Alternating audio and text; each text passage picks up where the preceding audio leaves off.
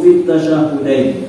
Pendapat yang kedua ini dua-duanya itu iftirash, kebalikan daripada tawarruk. Kalau iftirash itu duduk di atas punggung kaki kiri dan kaki kanan ditegakkan.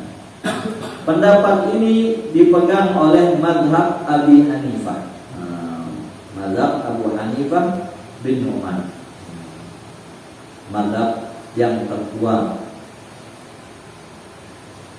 Dia pun ada hadisnya, diriwayatkan oleh Imam Muslim juga. Hadis Aisyah lamma dzakarat sifat salatin Nabi sallallahu alaihi wasallam. Jadi Siti Aisyah bercerita tentang sifat salatnya Nabi. Apa kata beliau? Kana yakishu rijlahul yusra wa yansibul jumlah. Nabi itu menghampakkan kaki kirinya dan menegakkan kaki kanannya ketika dia duduk. Rawahu Muslim, dua-duanya rawahu Muslim. Bayangin kalau kita hanya atau belajar agama hanya bermodalkan kitab Sahih Bukhari Muslim, gak jadi kita sholat, gak jadi bingung kita begini. Jadi untuk memahami hadis itu perlu mengaji, gak boleh tidak ada guru. Pendapat yang ketiga, at-tafsir, dibedakan. Yajlisul musalli fi tasyahhudil awal muftarishan. Kalau pendapat ketiga ini lebih mengutamakan untuk membedakan antara duduk pertama dan duduk kedua, atau tasyahud pertama dan tasyahud kedua. Kalau tasyahud pertama katanya muftarishan, duduknya itu muftarish, duduk di atas punggung kaki kiri. Kalau duduk tasyahud yang kedua mutawarrikan, dia duduknya mutawarrik.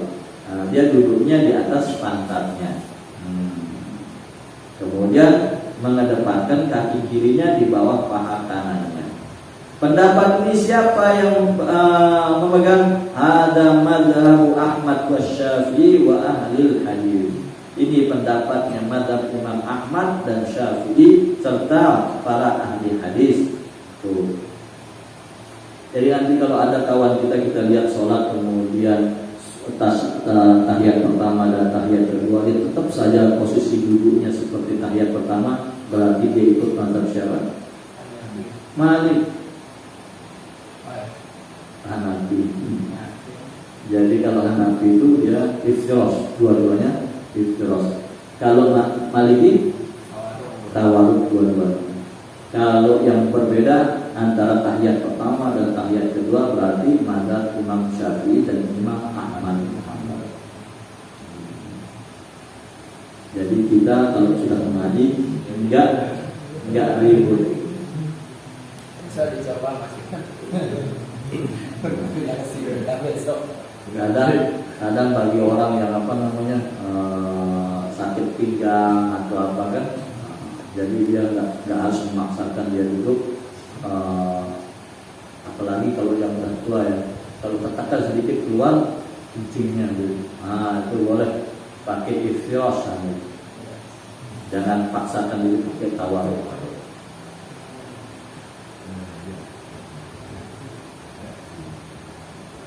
Ya.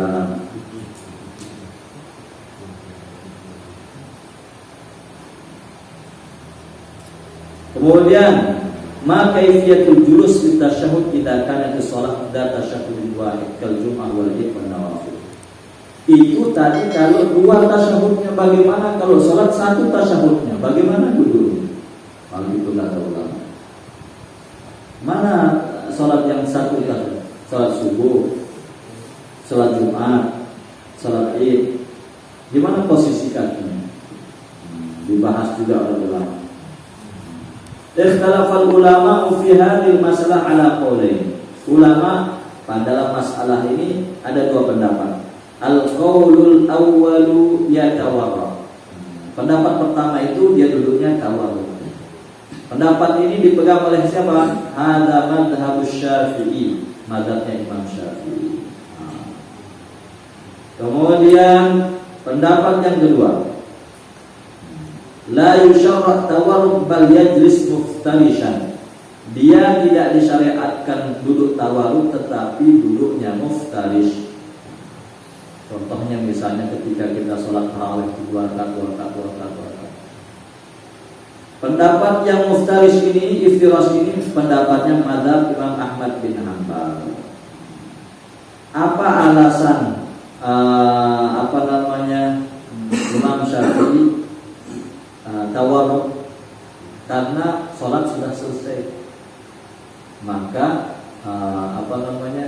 duduk seperti itu mengisyaratkan untuk tidak tegak kembali. Kalau duduknya iftiras itu mengisyaratkan orang itu bakal tegak lagi untuk memudahkan dia. Sehingga beliau itu memisahkan antara cara duduk pertama, tasyahud pertama dan tasyahud kedua. Kalau tasyahud pertama dia iftiras karena dia bakal tegak lagi, memudahkan dia. Kalau dia tawarruk susah lagi, berat. Nah, sehingga ketika ada sholat yang punya satu tahiyat saja, maka Imam Syafi'i mengatakan karena ini terakhir tawarruk.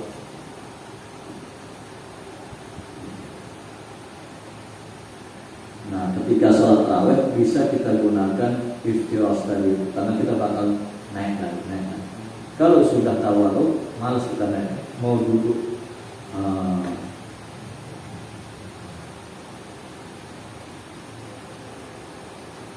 Baik.